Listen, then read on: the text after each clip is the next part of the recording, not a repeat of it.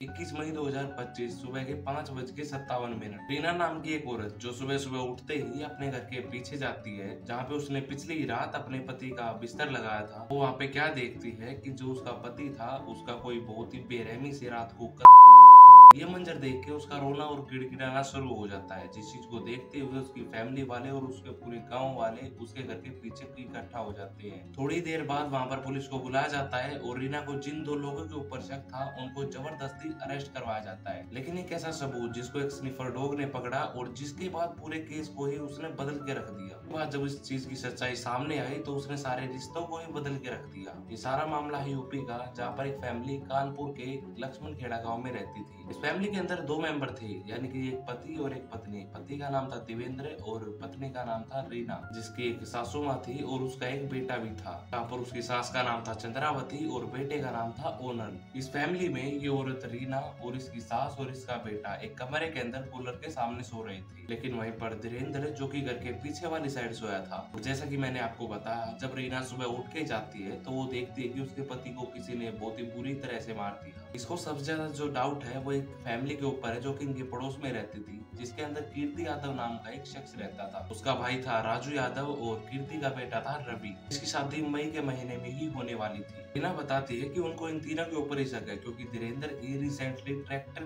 के लिए एक बहस हुई थी। और वो इतना ही बताती है कि वो मामला पुलिस तक भी गया था, जहाँ पर वो मामला शांत हो गया था। लेकिन वो ये बात जरूर जानती थी कि वो धीरेन्द्र के साथ कुछ न कुछ करेंगे। पुलिस अपनी इन्वेस्टिगेशन कर ही रही थी कि रीना जो कि उसकी लाश को सड़क पे ऊपर रख देती है और ये बात बोलती है कि तब तक पुलिस इन तीनों को अरेस्ट नहीं करेगी, वो इनका अंतिम संस्कार नहीं होने देगी। और इसी चीज के चलते उसकी पूरी फैमिली और गांव वाले भी इस चीज के लिए उसको सपोर्ट करने लग गई। और जहां पर पुलिस को ना चाहते हुए भी कीर्ति यादव के बेटे रवि यादव और उसका चाचा राजू यादव को दोनों को अरेस्ट करना पड़ा।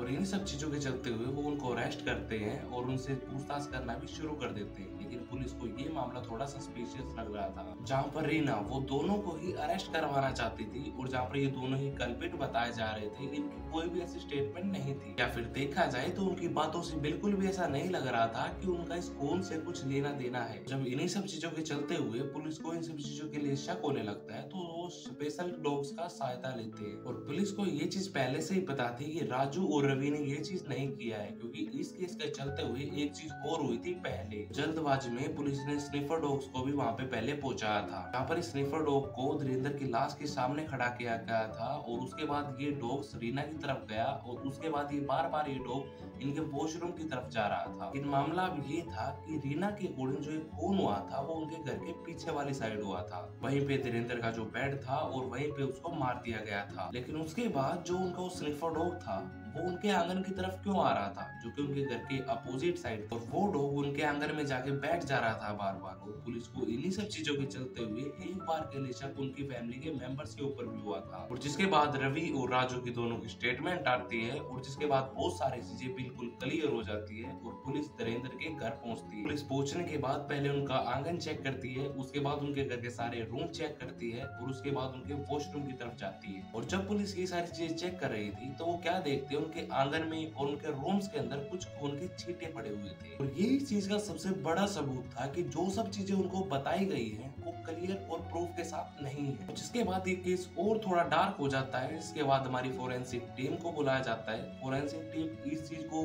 इन खून के धब्बों को लेके जाती है और ये टेस्ट करती है कि ये खून धीरेन्द्र का तो नहीं है। इस चीज के चलते हुए पुलिस को भी इनके ऊपर शक हो जाता है और पुलिस इनकी सारी कॉल हिस्ट्री निकलवाती है। जब पुलिस धीरे धीरे करके सारी कॉल हिस्ट्री चेक कर रही थी तो वो रीना की तरफ पहुंचती है और वहां से ही इतने भयानक राज निकलने वाले थे, इन्हें पता नहीं था। जब रीना के कॉल रिकॉर्ड्स निकाले गए तो जब ये खून हुआ था, इनफैक्ट खून होने के बाद भी रीना ने एक आदमी से 40 बार बात की थी। ये नंबर उसके फोन के अंदर सेव नहीं था और जहाँ पर रीना से उससे 40 बार बात हुई थी। तो जब इस नंबर को लोकेट किया जाता है तो पता चलता है कि ये नंबर किसी और इंसान का नहीं बल्कि सत्यम का है, और जो कि और कोई नहीं बल्कि धीरेन्द्र का ही भतीजा था। और धीरे धीरे करके पुलिस को इनके ऊपर डाउट होना शुरू हो जाता है और इसी डाउट को और थोड़ी क्लैरिटी मिलती है जब उसके खून के सैंपल की रिपोर्ट आती है और वो ये चीज दिखाती है कि जो ये खून के धब्बे इनके घर के अंदर पड़े हुए थे ये किसी और के नहीं थे बल्कि धीरेन्द्र के ही थे। अब जो इनसे स्टेटमेंट ली गई थी उनके अकॉर्डिंग जो बताया जा रहा है कि धीरेन्द्र घर के पीछे सोया हुआ था और वहीं पे उसका कत्ल हुआ था। तो आखिरकार ये खून के जो धब्बे हैं ये उनके कमरे के अंदर, उनके आंगन के अंदर कैसे पहुंचे? और यहीं से पुलिस को सबसे पहले डाउट होता है रीना के ऊपर। इसके बाद रीना को और सत्यम को दोनों के स्टेटमेंट के लिए साथ में बुलाया जाता है। तो जब रीना से ये चीज पूछी गई कि जब तुम पूरी रात उससे बात कर रही थी या फिर तुम पूरा जगी हुई थी, तो जब तुम्हारे पति को मारा जा रहा था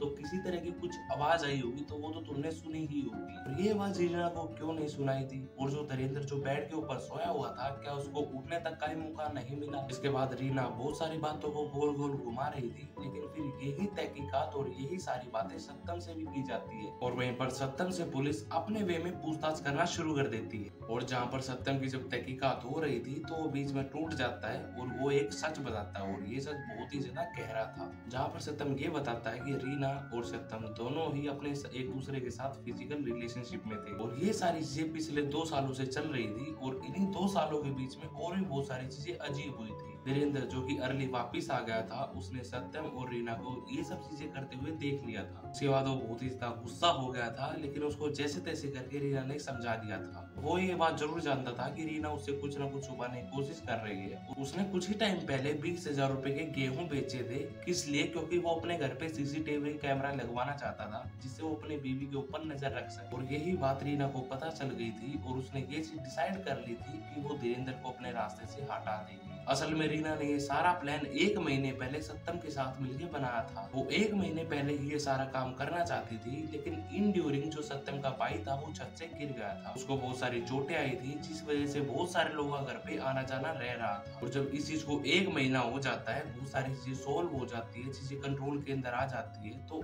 कंट्रोल होने के बाद उसी रात को रीना ये सब चीजें कर देती है। जहाँ पर रीना का पहला कदम ये होता है कि वो उसके खाने में कुछ दवाइयाँ मिला देती है, और दूसरा कदम ये होता है कि वो उसका बिस्तर करके पीछे लगा देती है। वहीं पर जहाँ पर उसकी जो सास और उसका बेटा था, उनको कमरे के अंदर कूलर के सामने सुला देती है और खुद बाहर बैठ के धीरेन्द्र से बातें करती रहती है। और जब धीरे धीरे करके इन दवाइयों का असर होना शुरू होता है और वो इतना सब कुछ होने के बाद सत्यम को कॉल लगाती है और उसको घर पे बुलाती है। उनका पहला प्लान ये था कि वो उसको खत्म कैसे करेंगे। और जहाँ पर रीना वॉशरूम में जाती है, ऐसे में रीना क्या करती है कि उनके वॉशरूम के अंदर एक लकड़ी का ब्लॉक पड़ा हुआ था, जो कि वेट में काफी ज्यादा भारी था। वो उसको उठा के लेके आती है और धीरेन्द्र के सर पे मार देती है। ऐसे में जब वो इस चीज से श्योर होते हैं कि धीरेन्द्र अब उनके रास्ते से हट चुका है, तो वो फिर से वॉशरूम जाते हैं। लेकिन वॉशरूम का जो रास्ता था वो कमरों से होते हुए, बरंदे से होते हुए जब जाता था। ऐसे में जब वो इस ब्लॉक को लेके हुए जा रहे थे, तो कुछ चींटे उनके आंगन में भी गिरते हैं, उनके कमरे में भी गिरते हैं और उनके वॉशरूम में भी गिरते हैं।